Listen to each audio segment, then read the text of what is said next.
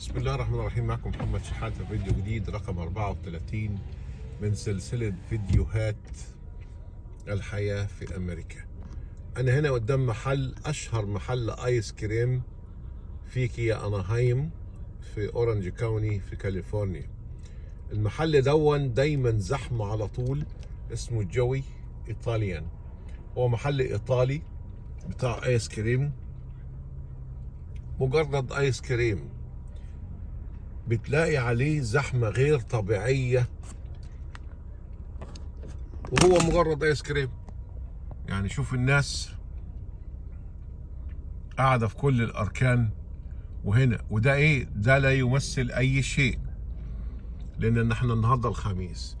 تعالى يوم الجمعة والسبت واتفرج عليه، هتلاقي زحمة أجارك الله منها. مجرد آيس كريم عادي، بس كل الحكاية إن هو إيطاليان آيس كريم. طبعا في أنواع كتيرة من الآيس كريم، وده بيفضل فاتح لحد الساعة 12. الكوبايات والبسكويت، وتلاقي الأسعار بتبتدي مثلا من $5 وانت طالع، حسب اللي انت عايزه.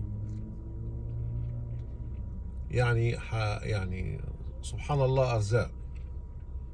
لكن زحمة غير متوقعة من البشر على المحل دوت من الآيس، عشان الآيس كريم. وشوف زي ما انت شايف شبابيك متعددة.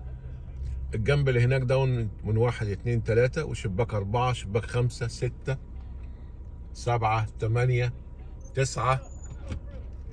9 شبابيك، علشان البيع الايس كريم من الزحمة اللي بتبقى موجودة. ودي ايه؟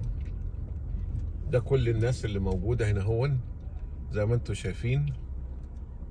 كل ده المحل كل الجوانب، وادي الناس واقفة مع العربيات في الباركينج، واللي قاعد في الركن. يعني زحمة غير طبيعية. وده ايه؟ زي ما بقول لكم النهارده الخميس، مش دي الزحمة بتاعته. بتلاقي زحمة دايما غير طبيعية، بتلاقي طوابير داير على المحل ده كله. فسبحان الله، ده حاجة من ضمن الحاجات اللي حبيت اوريتها لكم اللي موجودة هنا في انهايم.